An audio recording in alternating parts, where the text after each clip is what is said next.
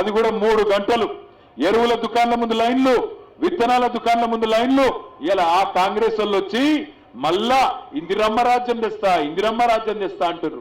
ఏంది ఇందిరమ్మ రాజ్యం అంటే? ఆకలి కేకలు, గంజి కేంద్రాలు, మళ్ళా ఎరువులు విత్తనాల కోసం లాఠీ చార్జీలు, మళ్ళా నక్సలైట్లు అని చెప్పి పోలీస్ కాల్పుల. ఏంటిది ఇందిరమ్మ రాజ్యం అంటే? ఆలోచించండి, ఆగం కాకండి. ఇక్కడున్న మా ఆడబిడ్డలను అడుగుతా ఉన్నా, కాంగ్రెస్ వాళ్ళు ఉన్నప్పుడు పెన్షన్ ఎంత ఉండేనమ్మా? 200 ఉండే కదా. ఇయాలనట ఆ రోజు అధికారంలో ఉన్నప్పుడు 200 పెన్షన్ ఇచ్చినోడు ఇలా 4000 ఇస్తా అంటుండు. నమ్ముతారా? నమ్మి మోసపోతారా? అమ్మకు అన్నం పెట్టినోడు చిన్నమ్మకు బంగారు గాజులు చేయిస్తాడా? అధికారంలో ఉన్నప్పుడు ఏం చేయనోడు ఇవాళ అబద్ధాలు చెప్తే నమ్ముతారా? ఆలోచించండి. రేవంత్ రెడ్డి ఏమో 3 గంటల కరెంటు చాలంటాడు.